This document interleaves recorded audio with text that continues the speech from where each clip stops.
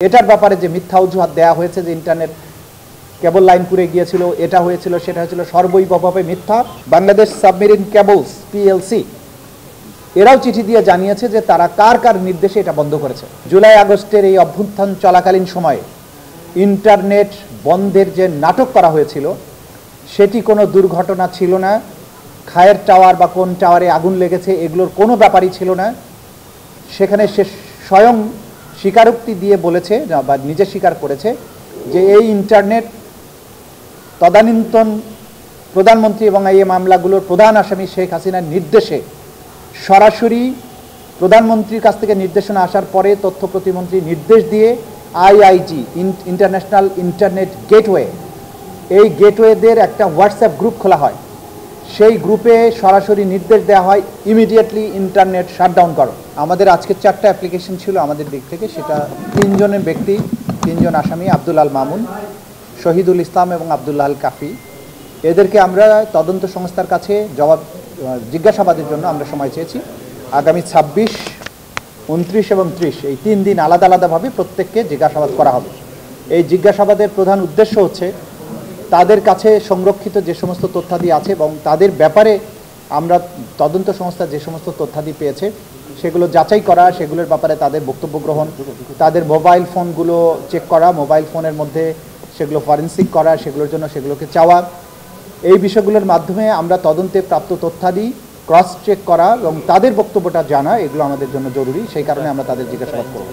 এবং আপনারা জানেন যে এই জিজ্ঞাসাবাদের এই প্রক্রিয়াটা আমরা যে করছি সেটা গতানুগতিক কোনো পুলিশ রিমান্ডের মতো নয়।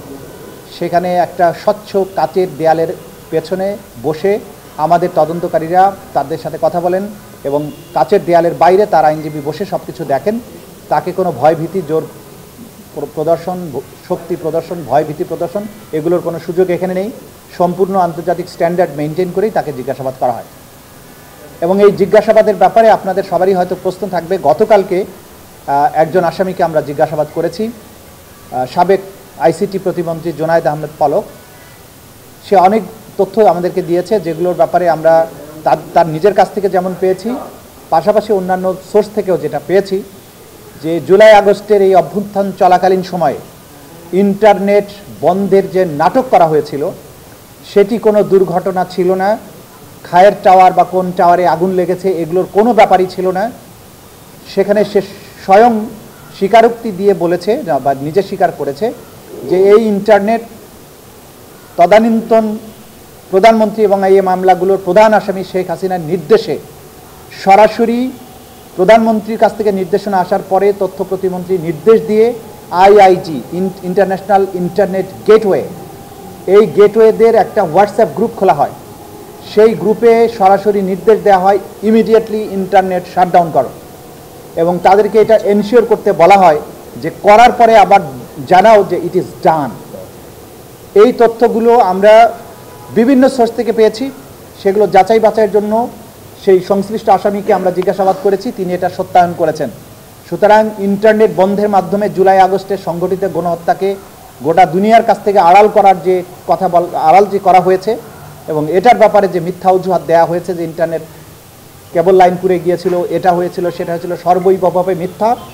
সম্পূর্ণ প্রধান যে নিউক্লিয়াস শেখ হাসিনা তার নির্দেশে, তার পরবর্তী কমান্ডার জোনায়েদ আহমেদ পলকের পরবর্তী নির্দেশে এই ইন্টারনেট প্রোভাইডার যারা আছে, বিটিসিএল আছে এবং বাংলাদেশ সাবমেরিন কেবলস পিএলসি এরাও চিঠি দিয়ে জানিয়েছে যে তারা কার কার নির্দেশে এটা বন্ধ করেছে। সুতরাং এই রাষ্ট্রীয় সংস্থাগুলোকে বাধ্য করে তদানীন্তন ক্ষমতাশালীরা, এই আসামিরা বাংলাদেশের ইন্টারনেট শাটডাউন করেছিল এবং এই গণহত্যাকে এক্সপেডাইট করেছিল। এই তথ্যগুলো আকাররূপে আমরা পেয়েছি, এগুলোকে আমরা ফর্মুলেট করছি এখন, এগুলোকে আমরা বিচারের উপযোগী করে কোর্টে প্রেজেন্ট করব।